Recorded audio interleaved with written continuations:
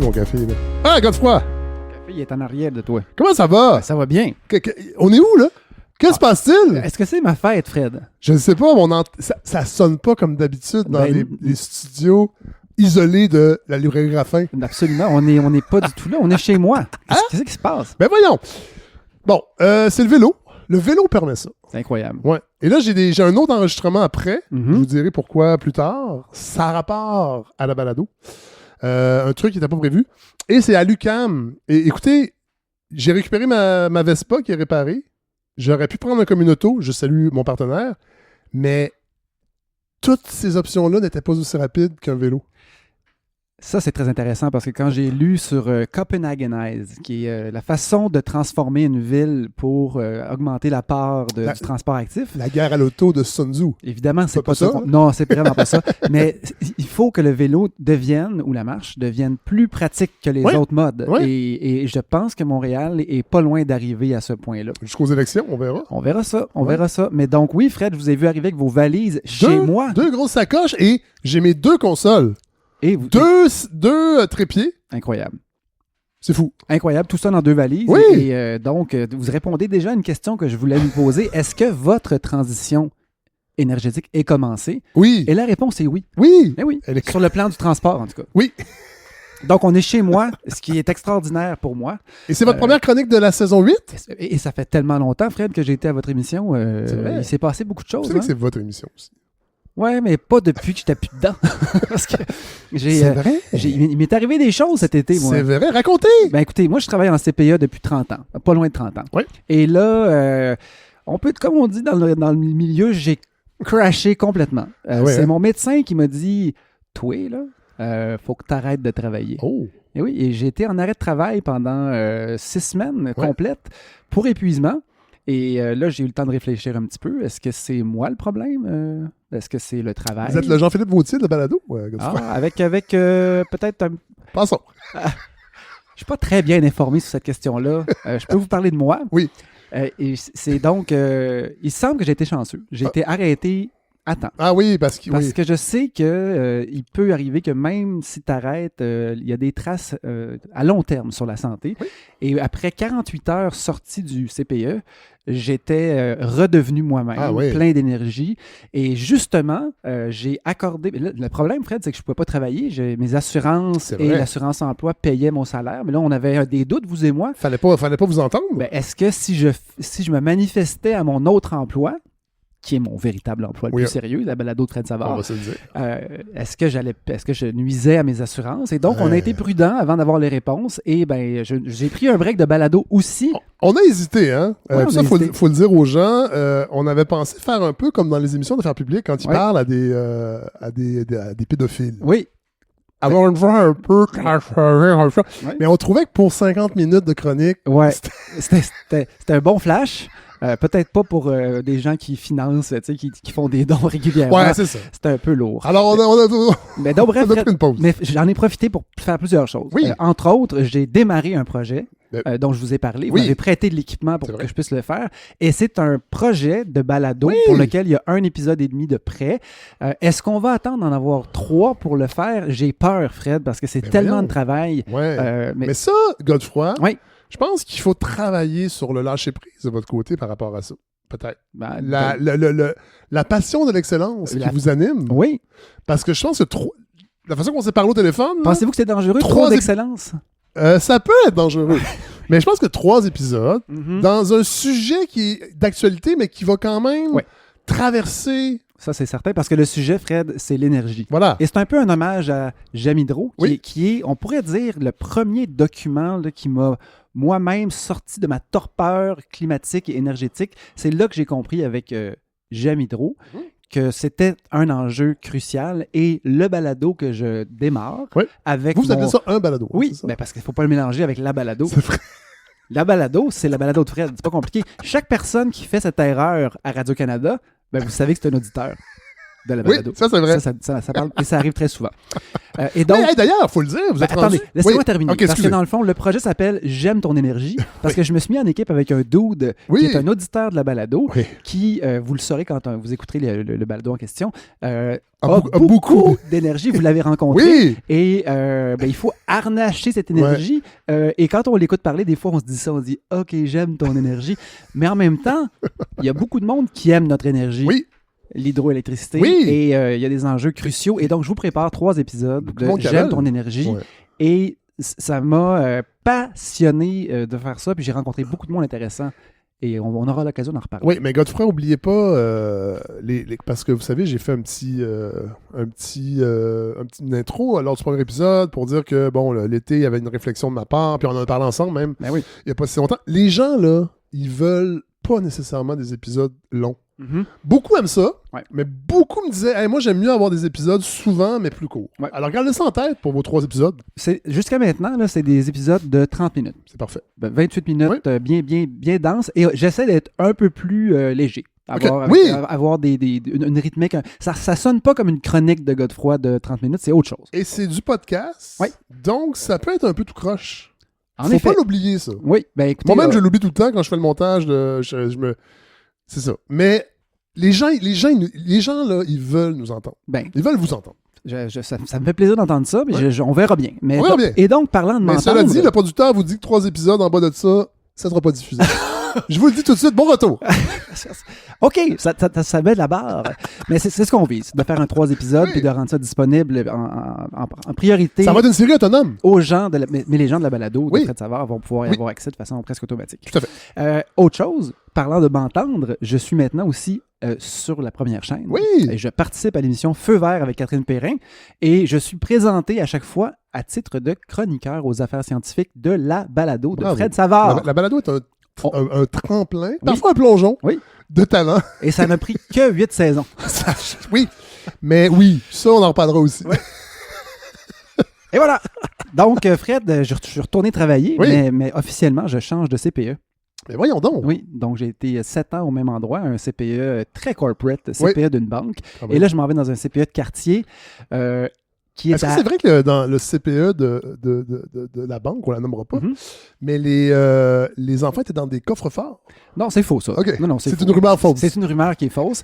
Ce qui est vrai, c'est que je déménage dans un CPE qui est à 2 coins de rue de chez nous. Voyons donc. Donc, déjà que mon empreinte carbone était légère, elle va rester très légère. Il y a parce que je vais être à pied vers mon nouveau CPE. Il y a peut-être une justice cosmique, donc. Peut-être, ou quand on a le temps, quand on a 2 mois pour réfléchir, soudainement, les choses se mettent à se passer. Oui. Alors, voilà. Bon, alors, est-ce que vous avez d'autres nouvelles au babillard? On peut y aller avec votre chronique? Non, ça va bien. J'avais un petit peu mal au ventre et ça va de mieux en mieux. Ah, mon Dieu! Est-ce qu'il y a des liens? Peut-être. Très, très content d'être là, Fred. J'ai trouvé ça vraiment long. De ne pas venir vous voir, de ne pas parler à nos auditeurs tout ce temps-là. Donc, nous revoici pour une autre saison. Oui, 8e. 8e saison, c'est très, très impressionnant. C'est mon plus long projet de travail et amoureux. C'est très long, 8 ans. 8 ans. Oui, puis moi, j'ai été marié 20 ans. J'étais en couple 20 ans. Et c'est pas toujours... le but, c'est pas de durer. C'est pas toujours une barre. C'est pas ça le but. Le but, c'est d'être heureux. C'est un peu ça le thème, hein? Oui. Aujourd'hui. Ouais. Peut-être que je suis en train de me choisir. Ce que vous avez compris, vous, il y a très longtemps. Oui. Et me choisir, Fred, ça passe par mettre beaucoup de temps dans la balado de Fred Savard parce que je me rends compte, c'est ce qui me fait triper le plus dans la vie. Ah oui, alors, qui sait si mon avenir, c'est pas d'avoir un micro dans mes mains et de faire juste ça? Qui sait? Qui sait? Ouais. J'essaie fort. Est-ce qu'on commence, Fred? Ben oui! J'étais à un colloque. On a déjà commencé depuis 8 minutes. Oui, mais tu sais, la chronique. J'étais dans un colloque il y a 2 semaines. Ah oui? Oui, pour justement la balado et mon projet J'aime ton énergie. Et c'était un colloque qui était organisé par les HEC, la chaire d'énergie des HEC et la Régie de l'énergie, qui est un sujet qui m'intéresse de plus en plus. Et tout ce beau monde-là discutait de la transition énergétique en cours et de son impact sur les tarifs d'électricité qui sont appelés à monter dans le futur.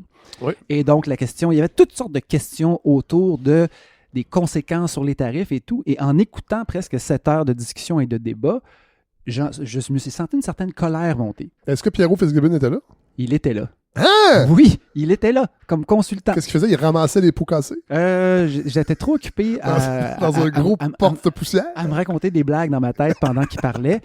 Mais j'étais sidéré par une chose, c'est qu'on parlait d'une transition énergétique en cours. Ouais. Alors que tout ce que j'apprends sur le sujet me dit il n'y a pas de transition énergétique en cours. On en parle. Oh! Mais qu'est-ce qui change? Fred, dans votre vie à vous, Ouais. là, j'ai déjà une réponse. Vous êtes venu en vélo aujourd'hui, même pas en communauto. Qu'est-ce qui a changé dans votre relation? J'ai changé de bac de compost aussi. Ah. J'ai acheté un bac de compost qui s'accroche aux armoires. OK. Est-ce que vous pensez que ça aide beaucoup à décarboner? Non, parce que je suis allé chercher en Vespa Et voilà. à côté du 10-30. Bon, alors, ce que je veux vous dire, Fred, c'est que... Mais c'est un moteur 4 temps, hein, ça le dit. Pour les gens qui s'inquiètent, là, c'est pas un petit 2 temps bruyant, mélange, essence, huile. C'est un 4 temps. Si ça remplace votre voiture, oui. c'est certain que c'est mieux. Oui, voilà. Mais après ça, l'idéal, c'est toujours de chercher à décarboner. Oui, bien sûr. Et la grande question, c'est l'ambiance mondiale en ce moment. Est-ce qu'on a besoin de s'ostiner longtemps pour se dire qu'on n'est pas tellement dans l'accélération de cette transition? C'est une camisole de force, M. Legault le dit. Tout est une camisole de force. Oui. Et parlant de camisole de force, d'habitude, c'est pour les gens qui ne sont pas tout à fait sains d'esprit. Hein? Oui. Et là, j'aimerais vous résumer un peu les enjeux actuels par 2 mots. Bernard Drinville. Fred, c'est notre ministre c'est notre ministre de l'Environnement. Lâchez-moi avec Bernard Drinville. Alors, est-ce que je peux vous dire que ça peut être décourageant? Oui. Alors, on est face au plus grand défi de l'humanité. C'est une longue année. Et là, avant les élections. Pas juste ici, là, évidemment. Non. Bernard Drinville, c'est un symptôme, hein? C'est pas la cause. Mais c'est que tu regardes partout dans le monde, l'accélération des grands projets. C'est fini les folies. Est-ce que c'est possible de soudainement se sentir un peu découragé? Oui. Eh bien, ma chance, c'est que j'ai la balado. Ah! Et que ça me permet de me dire, je fais mes efforts individuels, je peux pas changer les politiques nationales, mais je peux parler à... C'est vrai. À combien de personnes je parle en ce moment? Plusieurs milliers. Hein? Et 5 000. On sait qu'ils nous écoutent bien. 5 000. C'est niché. Oui. Mais 5 000 personnes, c'est 5 000 personnes de qualité. Beaucoup, parce qu'à la conférence des HEC, il y avait 200 personnes. Voilà. Donc, tant mieux, mais 5 000, c'est beaucoup plus. Et donc, juste ça vaut la peine de continuer à essayer de cibler ce qui me semble le plus important et d'essayer de rendre ça intéressant. Et c'est ça le vrai défi. Alors, on repart, Fred, pour une autre saison.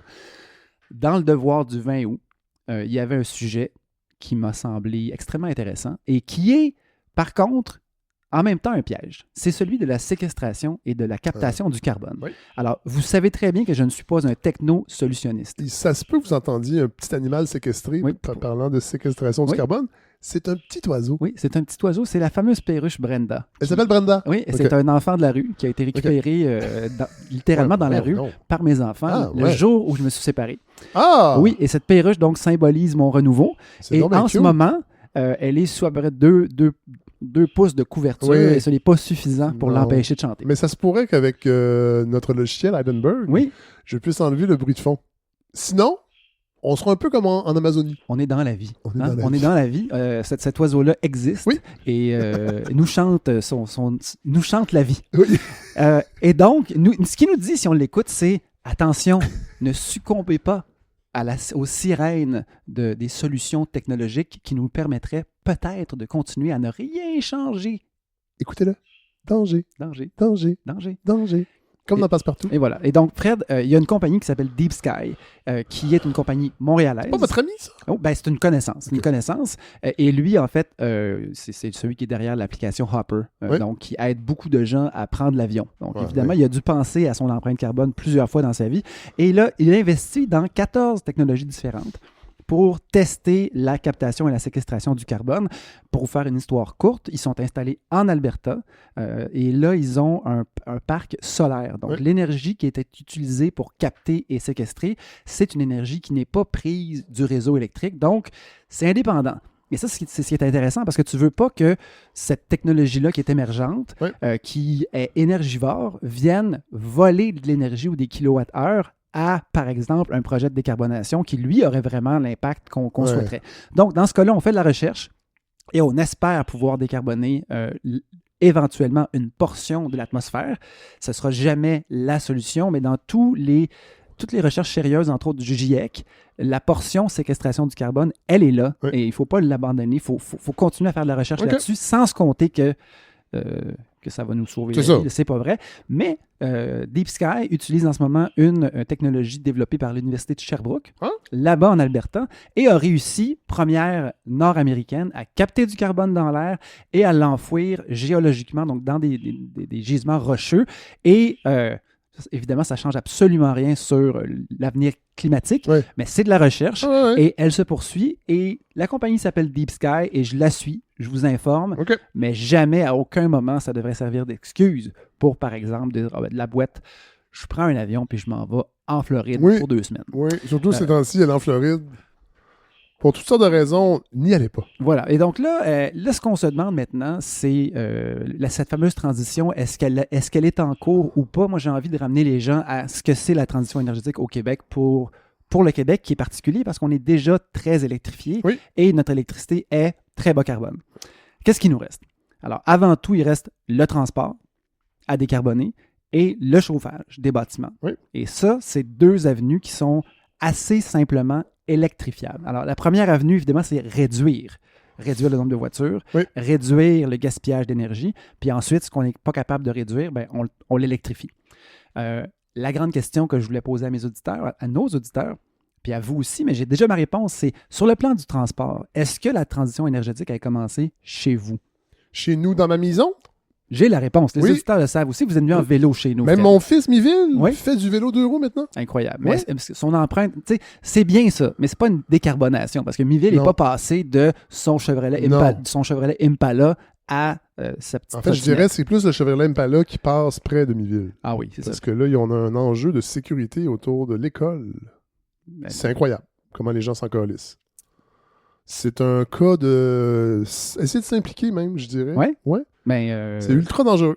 sécuriser, j'en ai parlé d'ailleurs à Feu Vert, Ouais. à ma dernière présence, c'est sécuriser les zones scolaires. C'est ça qui permet aux gens de dire « Ah, ben je vais y aller en vélo ou je vais y aller à pied. Oui. » Et ensuite, réduire le nombre de chars qu'il y a autour des voitures, C'est ça. autour des écoles. On est loin de ça. Mais il paraît que le conseil d'établissement s'en occupe. C'est un des sujets qui Ouais. les anime, mais c'est trop tard pour être membre du conseil d'établissement. Fait que c'est ça. On verra, mais ben, pour moi... Fred Savard dans un comité d'école. Ouais, peut-être que ça leur tente. Je vais Je- peut-être continuer à utiliser ma voix pour Oui. sensibiliser les automobilistes à la sécurité routière. Vous avez tout un appareil vocal. Et ça peut être utile. Donc, Fred, je pose ma question très sérieusement aux éditeurs. Oui, on parle de transition, mais avez-vous changé quelque chose? Avez-vous changé quelque chose? Pas vous, Fred. Non, les gens. Vous, à la maison. Oui! Puis je veux pas vous Écrivez-nous. blâmer, mais après ça, à chaque fois qu'il y a une occasion de changement, est-ce que vous la saisissez? Première des choses. Ouais. Mais là où je m'intéresse vraiment aujourd'hui, c'est le chauffage. Le chauffage de nos maisons. Alors, si je vous parlais de vous, Fred, Oui. est-ce que la transition énergétique de votre chauffage de maison est commencée? Donc, vous avez déménagé. Est-ce que Oui. votre chauffage Mais chez moi, je suis vous, locataire, donc Oui. j'ai pas tous les leviers. vous avez très peu de levier. J'en ai aucun. Mais Le est-ce seul que, levier que j'ai, c'est le levier sur le thermostat. et est-ce que c'est chauffé électrique? Oui. OK. Donc, Mais vous c'est êtes- beaucoup mieux de où j'étais. Où j'étais, c'était une joke. Mais- Tellement ça coûtait cher. Mais c'était électrique aussi. Oui. Donc, Mais avec des gros radiateurs qui... c'est ça, ça coûtait très cher. 3000 $ par année. sur le plan de l'efficacité énergétique, c'était très mauvais. Oui. Mais sur le plan des gaz à effet de serre, Oui. vous n'étiez pas, par exemple, chauffé au mazout, Non. comme il y en a encore, des Oui, grosses c'est vrai. fournaises, il y en a de moins en moins, C'est ou vrai. encore au gaz naturel. Oui. Bon, ben là, c'est là que je suis. Moi, quand j'ai eu la chance d'acheter ce bloc-là, ici, c'est un triplex, Oui. on s'est mis à 4 Oui. en 2005, et on a acheté ce bloc-là, chauffé calorifère eau chaude, et la source de chaleur, c'est du gaz naturel. C'est une belle petite flamme bleue. Là. Ouais. Ça doit pas être mauvais. Ça doit pas être mauvais pour l'environnement. Elle est ça. bleue. Puis ça s'appelle Énergir. Ouais. Donc, il y a un peu d'avenir Énergie, là-dedans. agir. Avenir. Ouais. Alors, j'étais très content à cette époque-là. En 2016, ma conjointe de l'époque a failli mourir parce que elle faisait une sieste dans le sous-sol et le grillage à l'intérieur de la fournaise s'est effondré. Ben voyons donc. Et elle s'est mise à dégager du monoxyde de carbone. Et on avait une alarme. Et donc, on a su, parce que l'alarme a sonné, qu'il y avait un véritable danger. Et notre fournaise était scrap. Ah, ouais. On l'a changé. Et je peux vous dire qu'en 2016, les enjeux climatiques étaient absents de Ben ma oui, tête. ben oui. J'aurais cru que oui, mais j'aurais cru être... Mais non, pas du tout. On pensait plus à du recyclage, à la couche d'ozone peut-être, non pas en 2016, mais les enjeux du gaz naturel m'échappaient complètement. Ouais. Donc, on a changé notre fournaise à cette époque-là, et c'est toujours ça qu'on a aujourd'hui, cette douce chaleur Oui. ambiante que vous sentez. Oui. C'est parce qu'on chauffe au gaz naturel, et c'est une fournaise qui est plus efficace que celle qu'on avait avant, mais elle est encore chez nous pour au moins 15 ans. Et donc, je suis vissé avec le gaz naturel pour une quinzaine d'années, si jamais le choix... Fait que donc, les questions de décarboner le chauffage de nos maisons, c'est pas une question qui revient à chaque 2-3 ans. Donc, si jamais ça vous arrive, ben là, cet épisode d'aujourd'hui, la chronique va répondre un peu à des questions en lien avec le gaz naturel. Parce que la grande question, c'est aujourd'hui, si ma fournaise lâchait, quelles seraient mes options? Alors, ce que je peux vous dire, c'est que, puisque vous savez déjà, c'est qu'Hydro-Québec va venir vous voir en vous disant biénergie. Là, électrifiez votre chauffage. Sauf que pour gérer notre pointe en hiver, vous ne pourrez pas être 100% électrique. Vous allez être petite unité de gaz naturel avec tout le reste en électricité. C'est ce qui me serait proposé. Il y aurait des subventions pour le faire. Et donc, j'économiserais beaucoup de gaz naturel et je serais content. Mais je me pose la question, si je me propulse 10 ans plus tard, est-ce que je regretterais de m'être associé au gaz naturel au même titre que là, je regrette d'avoir posé une fournaise en 2016? Et là, c'est ça que je veux répondre. Parce que Hydro-Québec nous dit passez à l'électrique, mais gardez-vous un peu de gaz naturel. Puis c'est drôle parce que Hydro-Québec a fait une entente avec Énergir, on en a déjà parlé, une entente de 500 millions, des dommages avec notre argent, l'argent des tarifs, des dommages Énergir en leur disant vous allez perdre des clients, mais on vous dédommage. Et en même temps, on vous garantit une base de clientèle qui va être captive pour au moins 20-25 ans. La vie est belle. La vie est pas pire. La vie est belle. Mais quand même, on se visse dans le temps. Dans 20 ans, là, on va être rendu loin. Ça, c'est une camisole de force. Ben voilà. Et donc, si on commence à se questionner sur le gaz naturel, à se dire est-ce que c'est une bonne idée ou pas, ben là, il faut apprendre des choses. Le gaz naturel, qu'est-ce que c'est? Le gaz naturel, c'est du méthane. Du méthane, c'est un gaz à effet de serre qui est très, très, très puissant, mais pas quand on le brûle. Quand on brûle le gaz naturel, il dégage 32% moins de gaz à effet de serre que, par exemple, le mazout ou le pétrole. C'est un gaz efficace.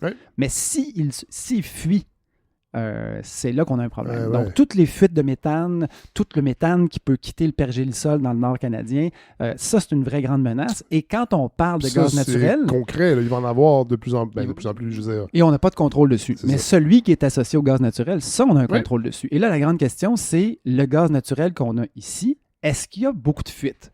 Et quand j'en avais parlé, Fred, je suis allé revoir nos dossiers il y a plusieurs années. Dans la première saison, j'avais parlé du gaz naturel par fracturation. Et c'était avant le moratoire de 2022. Donc, on avait peur que le gaz par fracturation s'installe ici. Et le grand drame de la fracturation, c'était qu'il y a beaucoup plus de fuites.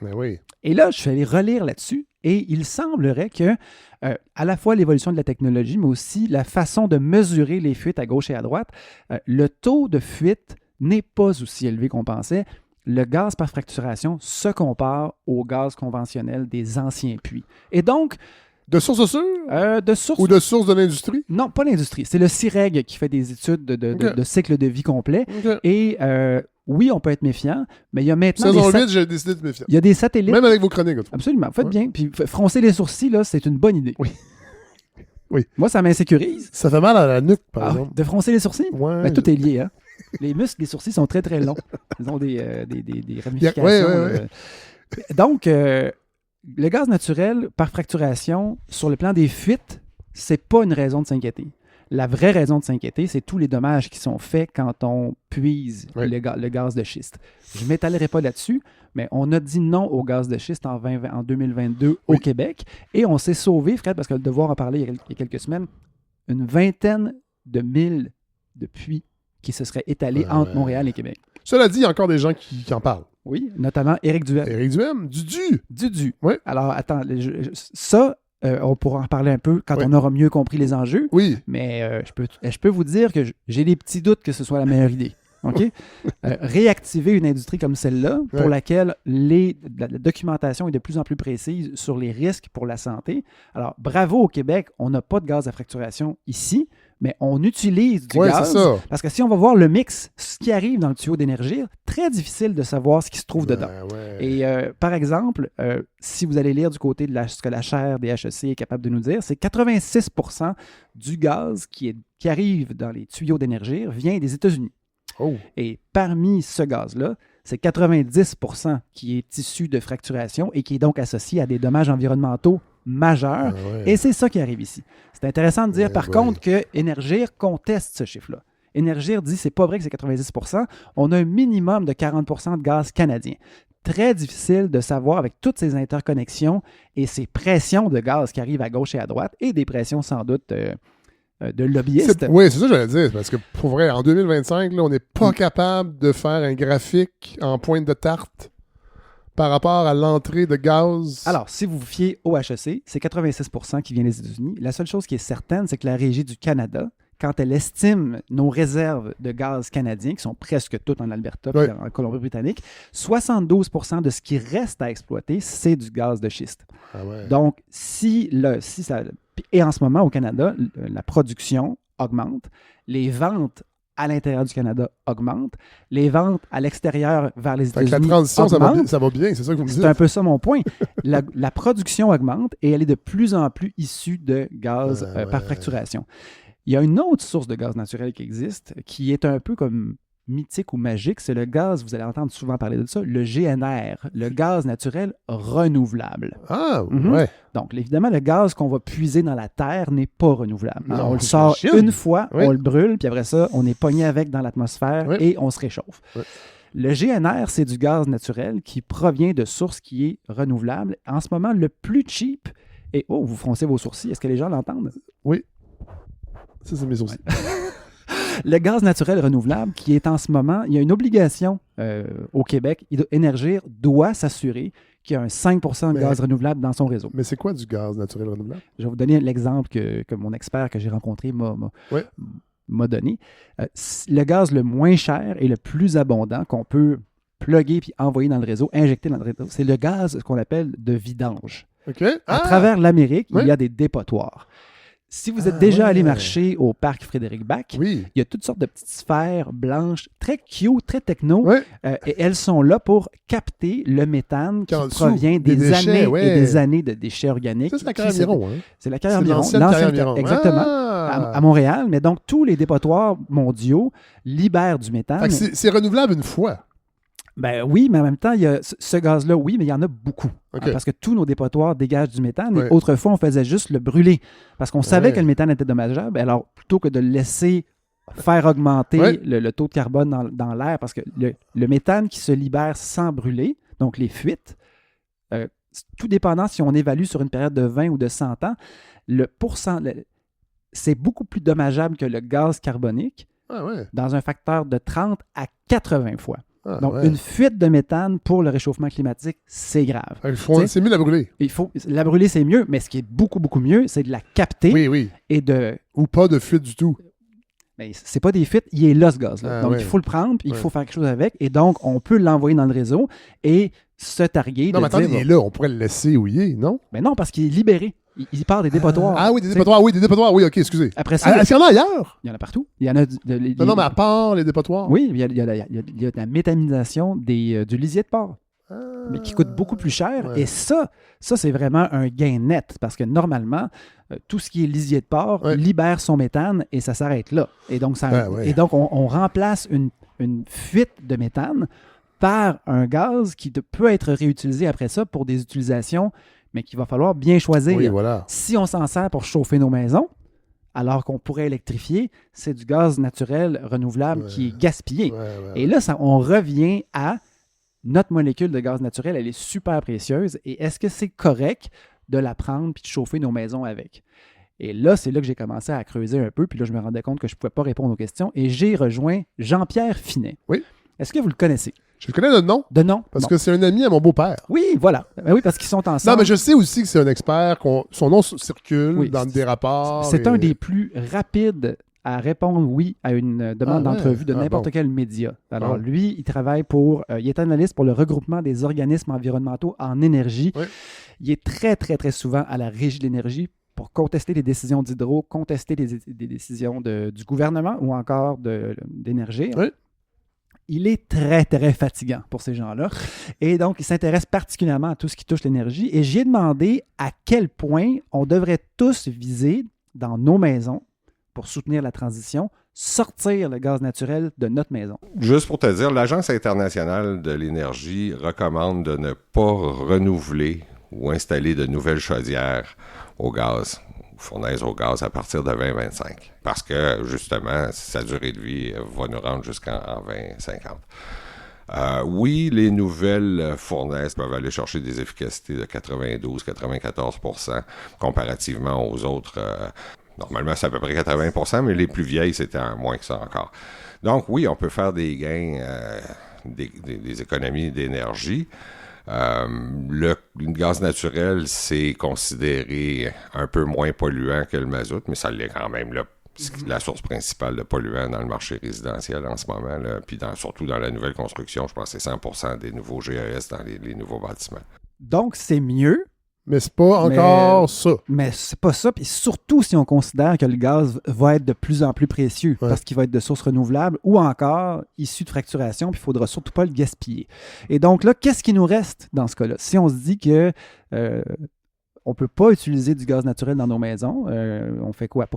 Sérieux, pour une cuisinière, là, oui, c'est sûr que c'est le fun, cuisiner au gaz, mais... mais ça, c'est-tu mal? Cuisiner au gaz? Oui. Ben oui, parce qu'on utilise un gaz qui pourrait être utilisé ailleurs. Okay. Un jour. Je ne veux pas de cuisinière au gaz, mais moi ceux qui en ont me disent toujours, ah mon Dieu, c'est. Ben oui, c'est très le fun, mais il ne faut pas se compter d'histoire. Ouais. Ah, là, je vous pose la question. Mais c'est souvent des gens qui ont beaucoup d'argent. Donc, qui polluent plus, hein? Il y a des études qui démontrent. C'est évidemment parce qu'ils consomment davantage, mais après ça, ces gens-là, et je vous parle à vous, là, dans vos maisons, parce qu'il y en a des gens qui ont de l'argent qui nous écoutent, Fred, de toute évidence. D'ailleurs, on est en pleine campagne de Voilà, tout se tient. Ben, moi, je connais des gens qui ont abandonné leur cuisinière au gaz pour des raisons de gaz à effet de serre. Ben voyons donc. Oui, ils sont passés à c'est pas comme si c'était compliqué, ils sont passés à l'électrique. Non, mais c'est, comme dirait Bourdieu, un petit sacrifice. C'est un déclassement d'habitus. Oui, peut-être, mais après ça, tu peux toujours te dire, t'acheter une belle cuisinière à induction. C'est vrai. Et là, tu peux vraiment être technologiquement fier de toi parce que c'est quand même assez fantastique de cuisiner avec des champs électromagnétiques. Oui, c'est vrai. Et l'électromagnétisme, les donne une sauces. petite goutte. Les sauces sont bonnes. Les sauces sont très bonnes, exactement. Une sauce à induction. Et donc, saveur d'induction. Oui. Donc, gaz naturel, si c'est pas ça, c'est quoi? Ben, c'est la biénergie. Oui. Et la biénergie, on en a parlé tantôt. À quoi ça sert? Vous qui m'écoutez régulièrement, Fred, ici, vous êtes mon premier auditeur. À quoi ça sert la biénergie? À varier les sources. Dans le but de préserver les pointes. Exactement. C'est tout ça. C'est juste ça. Pour les offrir en bloc d'énergie pour des grandes entreprises étrangères. Que vous êtes cynique. D'ailleurs, la demande a fondu. Ah oui, hein? Ben oui. Des blocs? Tu sais, sur le bureau là, de M. Fitzgibbon, il y avait beaucoup de papiers avec des contrats, des gens très intéressés, des 20 000, 30 000 mégawatts. Selon Jean-Pierre Finet, on parlait de ça à l'extérieur de l'entrevue. On en a déjà parlé dans une de vos chroniques. Ben oui, on a baissé à 8 mégawatts de demande. Donc, la demande n'est plus la même. Donc, c'est peut-être une bonne nouvelle. Pourtant, c'est une équipe économique très compétente. M. Legault l'a dit récemment. C'est pour ça qu'il faut redonner notre appui à la CAQ. Là, Fred, vous êtes en train de contester le gouvernement. Et là, j'ai comme envie de vous parler, je ne sais pas pourquoi, de prière de rue. Ah! Il me semble que c'est ça le problème. L'extrémisme. J'ai oublié. Moi qui reste à un jet de pierre parlant de lapidation, du petit Maghreb, et faut que je leur demande. Sont où vos prières de rue? Parce que je les vois jamais. Ben non, je suis un peu déçu. Où c'est que vous les faites, à part la basilique? Oui. Oh là là là là.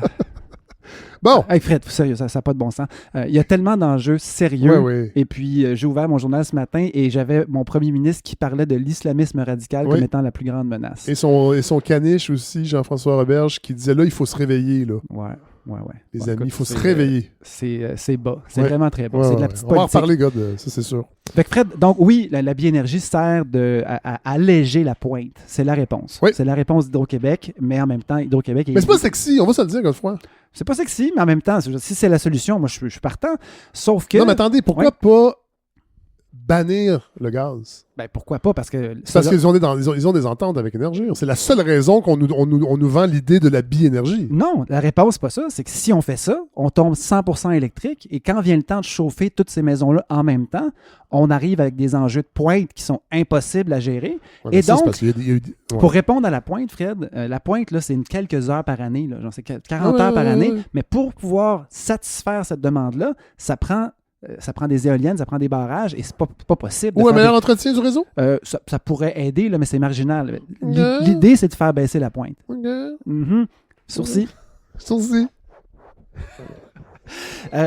la pointe est un vrai enjeu. Il y a plein de monde comme Normand Mousseau qui réfléchissent à ça depuis des années. Okay, bon.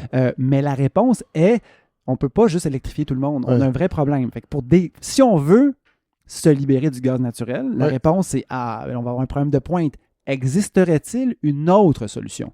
Eh bien, voilà mon deuxième extrait avec M. Jean-Pierre Finet qui nous explique qu'il existe autre chose. Hydro-Québec a inventé, il y a un peu plus que 20 ans, le Thermelect avec la compagnie Stéphès. Et il y en a un paquet de ces systèmes-là dans les hôpitaux, les écoles, un paquet d'institutions, puis des bâtiments commerciaux aussi.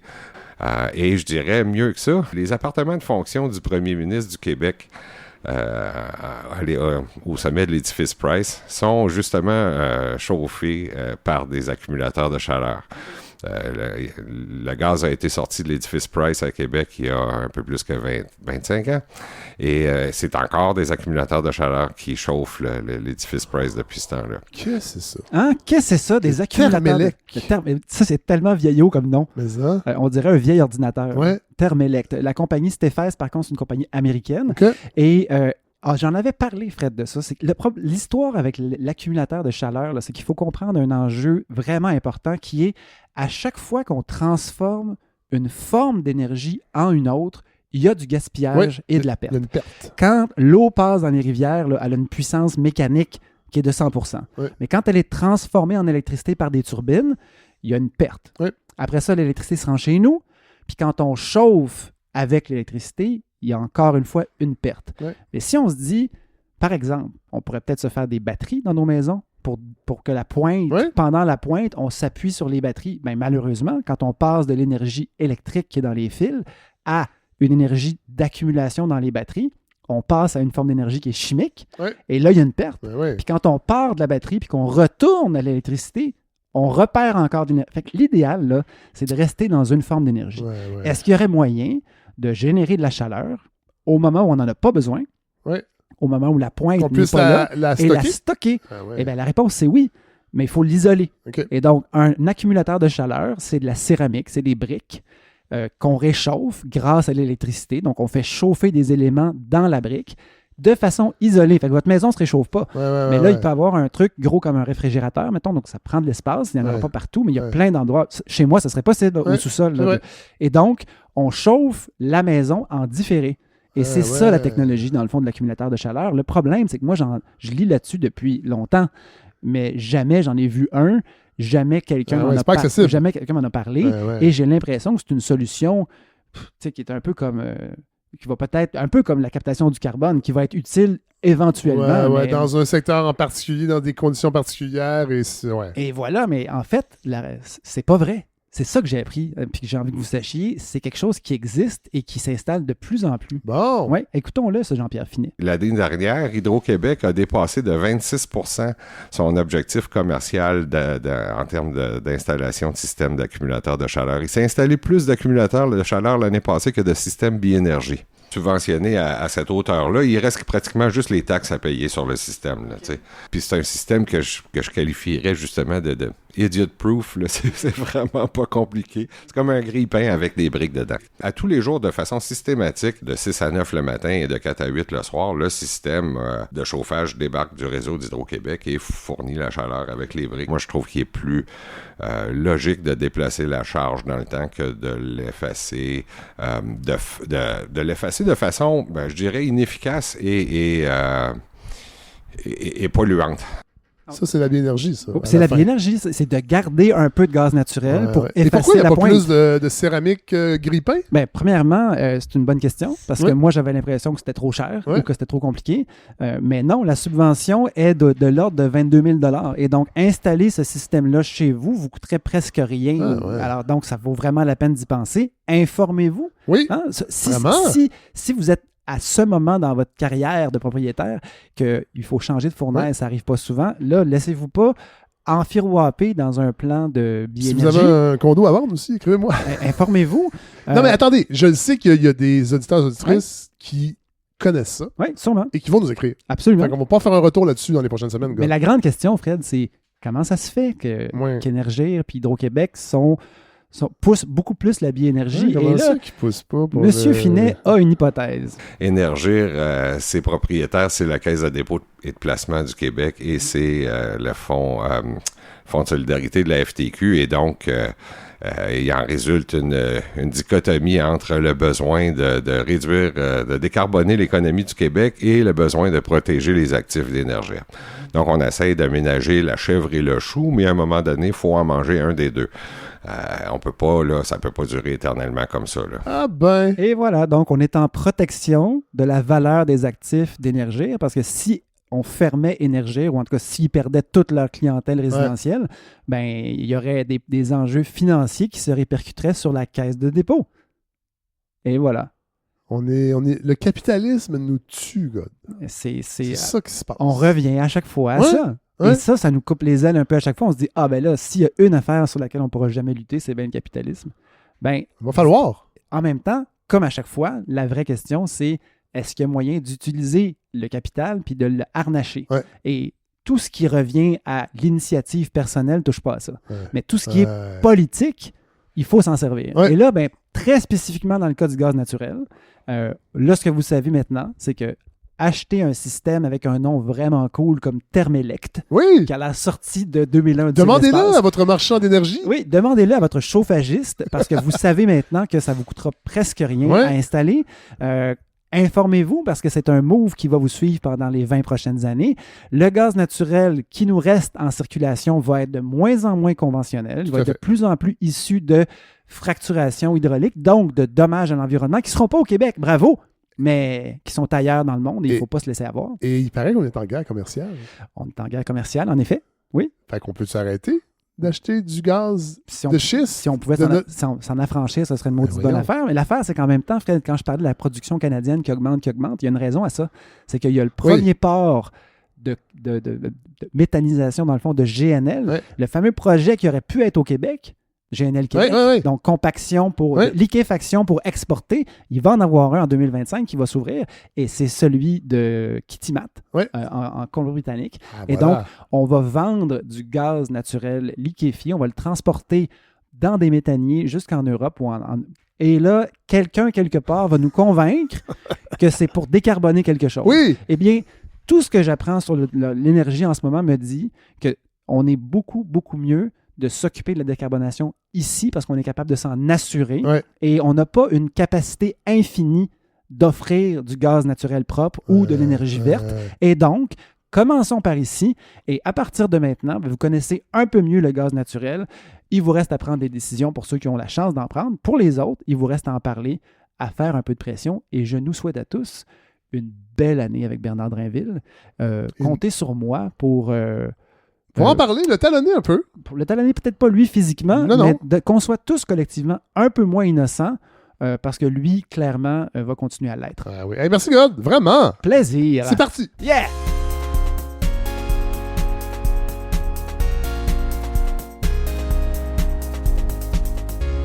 Alors voilà, je voulais, avant de vous quitter, avec un doublé musical d'un groupe qui s'appelle No Means No.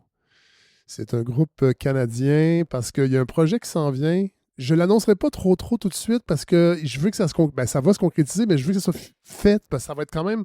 Mais j'ai un projet qui va se faire cet hiver qui est plus musical, qui va me ramener à une certaine époque où j'écoutais ce groupe No Means No qu'un ami m'avait fait découvrir l'ami Nicolas, avec qui j'avais un groupe de musique au cégep, du gros rock en français, des compos, tout ça. Et moi, j'arrivais de Richard Séguin, Paul Piché. J'écoutais des affaires de même en fin de secondaire. J'écoutais un peu de punk, Sex Pistols. Et il m'a fait découvrir un groupe comme ça qui s'appelle No Means No. Il m'a prêté une cassette. L'album s'appelle Wrong. Et là, à la toute fin de l'épisode, je vais vous faire entendre deux extraits. Dans le fond, les deux premières chansons. Excusez-moi, là, j'étais un peu confus parce que je viens de terminer ce que je vais vous dire bientôt. Et il commence à être tard, on est vendredi. Et aujourd'hui, j'ai enregistré un épisode avec Gisèle Sapiro, la sociologue de la littérature. vraiment une entrevue incroyable, tellement généreuse. Puis hier, j'ai enregistré un autre épisode. Après avoir été chez God enregistrer ce que vous venez d'entendre, j'étais allé enregistrer une autre entrevue avec Madeleine Leclerc, qui est une ethnomusicologue qui est à Genève. C'est une histoire un peu drôle, cette rencontre-là. Et il va y avoir une prestation aussi, mais ça, vous allez tout savoir ça quand l'épisode va être publié un peu plus tard. Mais tout ça pour dire que ça a été une semaine complètement folle. Et là, c'est ça. Donc, ces deux chansons-là, c'est les deux chansons qui ouvrent l'album Wrong, qui est sorti en 1990 et qui résume un peu comment je me suis senti cette semaine avec tout ce qui se passe de la politique américaine, entre autres, puis ce qui se passe ici aussi. Et je voulais revenir sur Charlie Kirk. Parce que ça me turlupine énormément depuis son assassinat. En fait, j'ai envie de vous partager quelques réflexions sur la couverture des médias de masse québécois qui se sont emparés de cette affaire-là, Charlie Kirk. Je vous dis, c'est assez long, là. Au pire, skipper. Mais je sais qu'il y en a qui ça leur tente pas quand je fais des espèces d'éditos, mais hey, c'est mon projet, c'est moi le boss. Fait que c'est moi qui fais ça. Bon.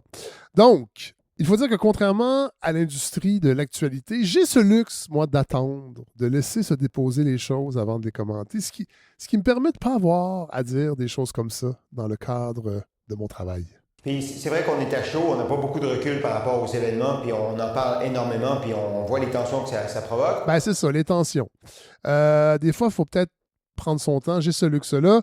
Donc, Charlie Kirk, figure peu connue des Québécois de plus de 20 ans, est devenu, le temps d'un assassinat, le parangon de la liberté d'expression, mais surtout une mascotte rêvée pour les médias de masse qui se positionnent toujours au centre.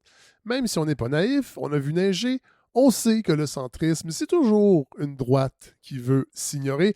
On a même vu à la Chambre des communes, sous l'impulsion de la députée Rachel Thomas, une conservatrice de l'Ouest canadien. Oui, je sais, c'est un pléonasme. On a même vu la Chambre des communes offrir une ovation debout à ce que représentait Charlie Kirk, c'est-à-dire la liberté d'expression la plus pure. On va l'écouter, Rachel Thomas, très émue. Charlie Kirk was an outspoken advocate for faith, family, and freedom. Many disagreed with him, some were offended. Tragically, on September 10th, he was assassinated in an attempt to silence his voice. But when has political violence ever been the solution?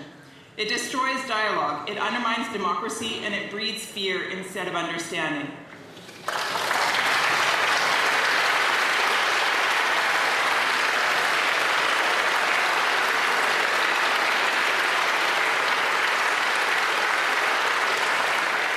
Longue ovation debout.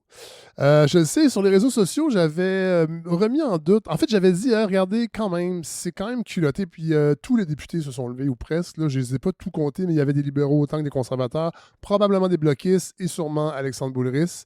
Il y a des gens qui m'ont dit, ben non, c'est pas une ovation à Charlie Kirk, c'est une ovation au concept de liberté d'expression. Ben, c'est drôle parce que deux jours après, le groupe de hip-hop Kneecap a été interdit de séjour au Canada parce que le groupe de rap irlandais qui venait faire 2 spectacles à guichet fermé à Vancouver et à Toronto dénonce le génocide des Palestiniens dans ses chansons.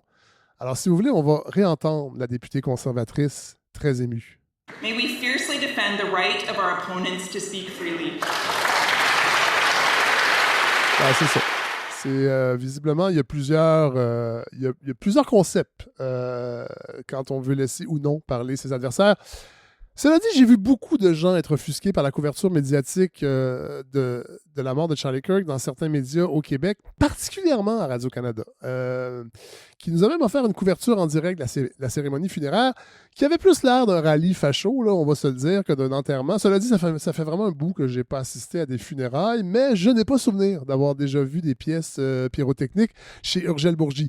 J'ose imaginer que parmi les têtes dirigeantes de nos diffuseurs publics, certains doivent certainement partager les valeurs de Charlie Kirk, mais j'ai l'impression que cette couverture complaisante s'explique aussi par le fait qu'il ne faut jamais oublier que les patrons et les patronnes des chaînes publiques ont toujours un souci de paraître impartial dans leur traitement de la nouvelle. On sait que c'est une illusion, mais pour eux, c'est important d'être dans la prestation de neutralité d'une façon très mathématique. On invite un prof d'université qui a l'air un peu à gauche, on invite aussi un polémiste de droite, puis ça donne l'impression d'offrir les deux côtés d'une problématique. Évidemment, dans la vraie vie, la neutralité journalistique, ça ne veut pas dire grand-chose. On le sait que les éléments les mieux organisés et les mieux financés vont probablement finir par mieux instrumentaliser la vie démocratique et tous ces moments médiatiques qu'on leur offre. C'est comme ça qu'on voit la BBC être sous le feu des critiques parce qu'elle fait le jeu de l'extrême droite et réhabilite une figure comme Nigel Farage. Même chose en France où plusieurs observateurs s'inquiètent de voir des figures comme Éric Zemmour, condamné à plusieurs reprises pour propos haineux, redevenir un interlocuteur de choix dans les médias publics français au nom du dialogue. Parce qu'il faut aussi comprendre une autre chose, c'est que l'autre grand stress des médias publics, c'est d'avoir l'air trop à gauche, bien évidemment. Moi, je me rappelle, dans mes années radio-canadiennes, c'était un stress constant. Il suffisait qu'une Lise Ravary téléphone à la direction pour se plaindre d'une chronique, pour qu'on soit convoqué illico au bureau de la direction pour justifier un passage d'une chronique que les patrons n'avaient même pas écouté et qu'ils ne comprenaient pas vraiment. Écoutez, j'ai même déjà eu à justifier une ébauche de chronique sur Justin Trudeau, qui était en fait un cut and paste de sa page Wikipédia. À l'époque, je faisais ça des fois, je me partais des dossiers, puis on verra. Et ce projet-là de chronique de Justin Trudeau, ben, évidemment, n'a jamais vu le jour. Et là, la direction est tombée sur ce texte-là, parce que c'était sur le Drive. On m'avait convoqué au bureau parce qu'on disait que j'allais trop loin quand je parlais que Justin avait déjà fumé de la marijuana, alors que c'était un aveu qu'il avait fait et qui se retrouvait dans sa page Wikipédia. Alors, voyez le niveau de perspicacité qu'on retrouve aux étages supérieurs radio-canadiens. Et là, dans le cas de Charlie Kirk, il faut aussi comprendre que les patrons ont compris rapidement que Charlie leur était inconnu, certes, mais qu'en plus, il était populaire auprès des jeunes. Une clientèle qui a déserté les réseaux traditionnels publics, on le sait, ils s'en plaignent beaucoup, ils veulent les regagner. Et là, je pense qu'ils ont vu probablement une occasion de parler d'un sujet jeune qui va peut-être les ramener, ces jeunes, au bercail. C'est mon hypothèse, elle est basée sur mon expérience à la radio publique, où regagner la faveur des jeunes, c'était aussi une obsession. Cela dit, c'était avant audio, ça a peut-être changé, mais j'ai pas l'impression, parce que quand on lit des analyses alarmistes des patrons, dirigeants, dirigeantes des médias, cette idée-là qu'on a perdu les jeunes revient souvent. Et, il faut quand même le dire, c'est grâce à ça que la soirée est encore jeune à l'époque a pu exister. Nous, on avait commencé, en fait, les gars avaient commencé au Spornographe. Moi, je les ai rejoints par la suite, comme chroniqueur au début, mais après ça, comme rédacteur en chef. À l'époque, c'était Patrick Baudouin et Anne Sérode qui dirigeaient la radio et le service français. Et je pense que c'est des gens qui avaient une réelle vision de ce qu'est un média public. Et c'est comme ça un peu que le Spornographe est né. Et après ça, c'est devenu La soirée est encore jeune. Et on amenait donc cet auditoire jeune. Et les patrons et les patronnes en étaient très conscients, ils voyaient les chiffres. Alors, on a eu une marge de manœuvre qu'on n'aurait pas eu en temps normal dans un endroit comme Radio-Canada, parce qu'on savait, par exemple, qu'on nous détestait au service de l'info, où on avait plusieurs taupes qui nous racontaient que les patrons trouvaient qu'on mélangeait dangereusement les jambes. Ça n'avait pas d'allure qu'on invite un politicien, et après ça, qu'on fasse une joke de pète. On savait, par exemple, que Chantal Hébert nous détestait. Elle se privait pas pour le dire dans les lancements. Mais bon, on l'aime quand même, Chantal. Mais tu sais, il y avait une vieille garde journalistique de l'ancienne tradition qui n'est pas mauvaise en soi, là, mais je sais qu'eux, ils nous aimaient pas beaucoup. Ils nous trouvaient puérils. Puis ils trouvaient qu'on n'avait pas notre place dans une auguste radio comme la première chaîne. Mais c'est ça, les patrons nous toléraient parce qu'on ramenait un auditoire à Radio-Canada. Puis là, on relativise. Là. Quand je parle d'un auditoire jeune pour Radio-Canada, c'est les moins de 50 ans, mettons. Là. C'est pas les 16-17 ans. Là. Mais voilà, c'est une hypothèse, mais je pense qu'elle est intéressante. Et je pense aussi que cette hypothèse expliquerait peut-être toutes les précautions qui ont été prises pour ne pas faire de Charlie Kirk une figure de l'extrême droite, pour ne pas effaroucher cette belle jeunesse qu'il idolâtrait. On se bornait à parler de lui comme un influenceur conservateur. Puis moi, ça me faisait vraiment tiquer, parce qu'en entendant ça, je pensais à des gens comme Alain Reyes, Michael Fortier, même Brian Mulroney, des conservateurs qu'on a mis dans la même gang que Charlie Kirk, tous des gens fort honorables, à part peut-être Brian Mulroney, mais qui, contrairement à Charlie Kirk, n'ont jamais suggéré la lapidation des homosexuels comme le faisait Charlie, en se basant de façon tout à fait erronée sur des passages de la Bible, du Lévitique entre autres. Parce qu'on a souvent dit aussi que, même je pense Yves Boisvert, ou en tout cas, il y a quelqu'un d'autre dans les médias qui disait oh, mon Dieu, il maîtrisait en plus la Bible d'une façon incroyable, c'était vraiment impressionnant. Ben non, des gens qui connaissent un peu mieux la Bible que nos commentateurs ont fait remarquer sur les réseaux sociaux que, ben non, souvent, ils ne citaient pas les bonnes choses. Anyway, on ne parlera pas de la Bible longtemps ici. Voilà, c'est ça ça m'a frappé, ça, dans toutes les élégies entendues au sujet de Charlie Kirk, qu'on décrivait comme un bon père de famille, un mari modèle, celui qui dialogue avec tout le monde. Il y a le très peu d'espace qu'on a accordé aux idées qu'il mettait de l'avant. En fait, on a beaucoup insisté sur le contenant, mais pas beaucoup sur le contenu. Alors, j'ai envie de vous partager rapidement, pour ceux qui, peut-être, encore une fois, ne savent pas vraiment de quoi parlait Charlie, quelques pépites de son évangile. Par exemple, les victimes des armes à feu, pour lui, ben, que ce soit des adultes ou des enfants baignant dans leur sang dans une école primaire de Sandy Hook, ben, c'était le prix acceptable à payer pour célébrer le 2e amendement de la Constitution américaine qui permet le port d'armes pour se défendre de la tyrannie. L'empathie, c'était une valeur... c'est une valeur un peu des faibles. Il disait que l'empathie a probablement causé beaucoup plus de tort que de bien. Sur les Noirs américains, selon lui, ils se portaient beaucoup mieux dans les années 40 qu'aujourd'hui, malgré le fait que, et ça a été vu sur les réseaux sociaux, sur les vidéos qu'il publiait, une étudiante qui débattait avec lui qui disait « Ouais, mais tu dis ça, mais il y a eu quand même 4000 Noirs, des hommes, des femmes et des enfants qui ont été lynchés pendant ces années-là, ces années 40, ces années 30.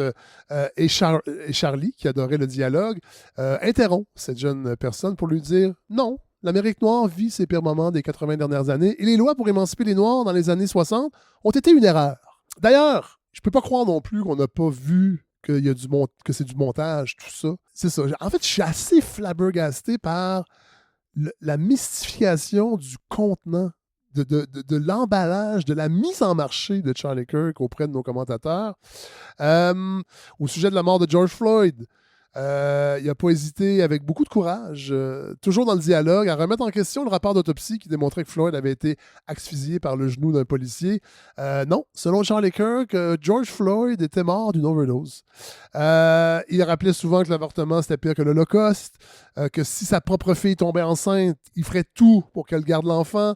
Et là, dans un cas de figure aussi de ces dialogues un peu surréalistes où il y a quelqu'un qui lui dit « Ah ouais, puis si ta fille avait 12 ans, puis ça avait été un viol qui l'avait mis enceinte, puis ah non, je m'assurerais qu'elle mette à terme sa grossesse. » Voilà, cela dit, Charlie aimait les femmes, mais il les aimait à la maison et obéissantes. D'ailleurs, à l'annonce du mariage de la chanteuse Taylor Swift et du joueur de football des Chiefs de Kansas City, Travis Kelce, il avait souhaité publiquement que Taylor revienne à des valeurs conservatrices et abandonne sa carrière pour rester à la maison. Le problème, c'est que Taylor Swift doit bien faire le double du salaire annuel de Travis Kelce. Je ne sais pas si vous l'avez vu jouer récemment, mais visiblement, j'ai l'impression qu'il est en train d'abandonner sa carrière parce qu'il joue vraiment comme une graine. Et c'est peut-être lui, dans le fond, qui va devenir la femme conservatrice dans son propre couple. Alors voilà toute une toute petite partie des belles valeurs que Charlie Kirk véhiculait dans ses différentes tribunes et dans sa tournée des campus américains à la tête de son organisation Turning Point, une organisation qui avait amassé la jolie somme de 400 millions de dollars. Un léger détail qui n'a pas été mis de l'avant non plus dans les médias, comme si la magie de Charlie Kirk, son amour de la liberté d'expression était seul responsable de son succès. C'est quand même capoté. Et je trouve que ça, on n'en parle jamais des moyens démesurés de la droite et de l'extrême droite par rapport à la gauche, par exemple. C'est tellement ridicule quand les gens disent « Ouais, la gauche est partout, puis elle est infiltrée partout, puis même dans les médias de droite, il y a des gauchistes, puis voyons, Chris, ils n'ont pas une scène. Les syndicats ont de l'argent, puis on en parlera de ça. Dans toute cette posture hypocrite au sujet de la liberté d'expression dont les médias dits de centre se sont drapés, j'ai pensé à la regrettée Caroline Dawson. J'ai repensé à ce passage dans son roman « Là où je me terre », où la narratrice raconte comment elle se sent dans l'autobus qui la ramène du collège Brébeuf que fréquente son amoureux. Je vais la citer. « je n'arrivais pas à résoudre l'énigme et me demandais continuellement comment ils faisaient pour être si à l'aise et si convaincus d'être bien dans leur place. Le même sentiment me prenait lorsque je les entendais discuter de politique étrangère, comme si c'était une joute oratoire, sans aucune incidence sur leur quotidien, un plaisir théorique sans conséquence sur de véritables êtres humains. Ils n'avaient pas tort, ça n'avait en effet aucun impact sur eux. Leur avenir, leurs possibilités, l'horizon immense et clair s'étendait devant eux. Le monde qui les avait enfantés était le même qui nourrissait la domination de classe, et ce monde parlait plus fort, en lien et place, de tous les autres. L'effroi me prenait dans l'autobus du retour quand je réalisais que si je grimpais l'échelle sociale, ce serait sans doute en intégrant les jugements, les habitudes et les catégories de pensée des dominants. J'ai pensé à cet extrait-là dans tout ce débat-là. Et d'ailleurs, parlant de Brébeauvin, je m'en voudrais de ne pas parler du dernier carnet de François Cardinal. Vous savez que j'aime toujours lire les carnets de François pour prendre le pouls de l'état de déliquescence de la presse écrite traditionnelle. Et encore une fois, dans son carnet sur la mort de Charlie Kirk intitulé « L'homme du débat public ou son fossoyeur », François ne nous a pas déçus.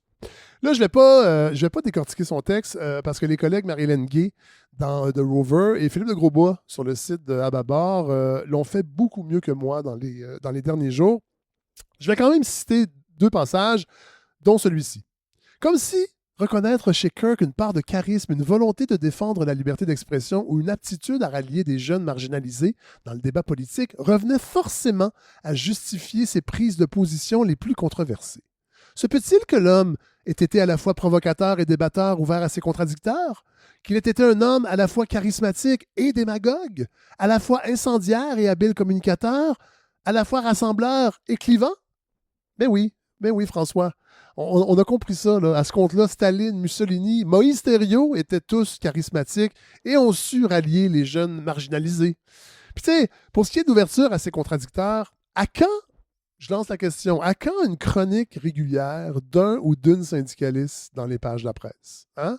Parce qu'il n'y en a pas pour l'instant. Ça nous changerait des torchons de Stéphanie Gramont qui prend en otage notre intelligence chaque fois qu'elle chronique sur un conflit de travail. Tu sais déjà, François, s'il aimait tant le dialogue, pourquoi ne pas publier la réponse que Philippe de Grosbois lui a fait dans les pages d'Ababar? Parce que Philippe a envoyé son texte à la presse et ils ont dit qu'il n'allait pas le publier. Philippe de Grosbois dit ça sur les réseaux sociaux aujourd'hui. Tiens. Parlez-moi d'un beau dialogue. Nous ne sommes plus dupes de ce que veut dire la liberté d'expression dans la bouche de tous ceux qui dirigent des entreprises médiatiques. Imaginons un cas de figure inverse. L'antithèse de Charlie Kirk. Imaginons un instant un monde où un jeune influenceur de gauche réussit en quelques années à créer une organisation qui amasse 400 millions de dollars grâce à de généreux donateurs du monde de la finance woke et des médias sociaux de gauche. Bon, je sais, ça prend un peu d'imagination, là, mais c'est vraiment... En fait, je fais une espèce de joute oratoire, là, un dialogue facétieux. Imaginez que ce jeune influenceur de gauche fait la tournée des universités pour s'adresser aux jeunes et il remporte un succès assez fulgurant. Il remet en question le principe de propriété privée et d'accumulation du capital. Il reçoit des ovations partout. Il passe, il cite des passages de Lénine, de Trotsky. Et il lance des énormités comme... et là, attention, je vais y aller d'un fin montage pour qu'on s'imagine bien à quoi ça peut ressembler une vedette de la gauche sur les campus qui endoctrine nos jeunes. Les bourgeois devraient être mis hors d'état de nuire. En fait, tous ceux qui gagnent plus que 200 000 piastres par année devraient être lapidés pendant la période des impôts. Les communautés LGBT+, sont génétiquement supérieures aux hétérosexuels et les avancées de l'IA feront en sorte qu'un jour, pour le bien-être de l'humanité, les hétéros seront rayés de la carte. Les éditorialistes des grands médias ont du sang sur les mains et ne maintiennent leurs privilèges que parce qu'ils acceptent d'être sodomisés à Davos une fois l'an. Montage complètement mystifiant, mais sans blague. Pensez-vous vraiment que la presse et les médias centristes saluerait la belle capacité d'organisation de ce jeune influenceur progressiste. Probablement, on ne l'appellerait pas jeune influenceur progressiste, on l'appellerait ennemi public numéro 1. Imaginez, la presse est même pas revenue encore de la proposition de QS d'hausser un petit peu les impôts des mieux nantis en 2020 parce que l'équipe de com de QS avait eu le malheur d'utiliser le terme ultra-riche. Ils n'en sont pas revenus encore. C'est pour ça que les écrits de Caroline Dawson cités tout à l'heure frappent si juste. Et quand on les met en contraste avec ceux de François Cardinal, que je vais citer une dernière fois, en réduisant ainsi l'homme à une caricature de l'un ou de l'autre, on a peut-être refusé de voir la complexité d'une figure qui a façonné une part de paysage politique américain contemporain, qu'on le veuille ou non. Une complexité que notre époque semble avoir de plus en plus de mal à tolérer. Maudite époque qui tolère mal la complexité des discours racistes, homophobes et anti-trans, dans un contexte, rappelons-le, de montée de l'extrême droite partout en Occident.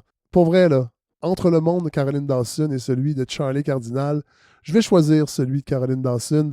Je n'ai plus cette légèreté qu'ont les puissants de jouir du concept de liberté d'expression quand les mots des autres n'ont pas d'impact sur vous, sur votre vie, sur votre avenir, et quand vous avez le luxe d'en discuter autour d'un bon scotch et d'un cigare hors de prix. J'ai trop d'empathie pour ceux qui souffrent des mots des autres, empathie d'ailleurs qui était une valeur que méprisait Charlie Kirk. Il a le droit de le dire, mais j'ai aussi le droit de le mépriser. Bonne semaine tout le monde.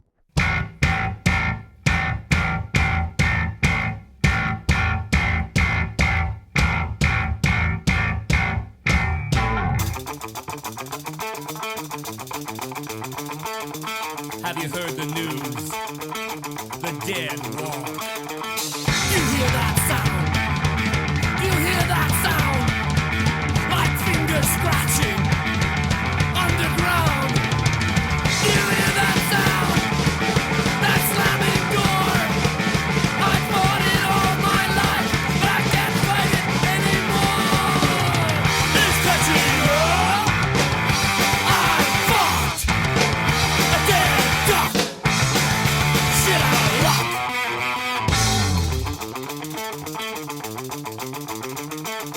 How do you hide from something you have found?